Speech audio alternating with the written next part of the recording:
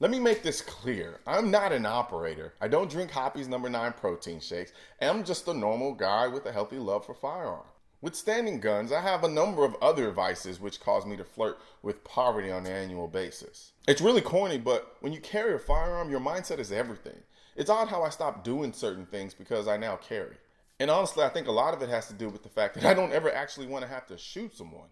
Unfortunately, always being at a level red is not only unrealistic, it's kind of tiring. Letting your guard down is going to happen. It's the flaw of being human. And also take into account that situational awareness for a regular citizen living a normal life is much different than somebody who's, say, at war.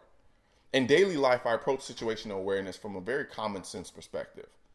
If it doesn't feel right, I pay attention to that feeling. If it doesn't look right, I actually believe what I'm seeing. I try to think about it like this. If I were someone looking for a victim, would I be ideal considering the current circumstances?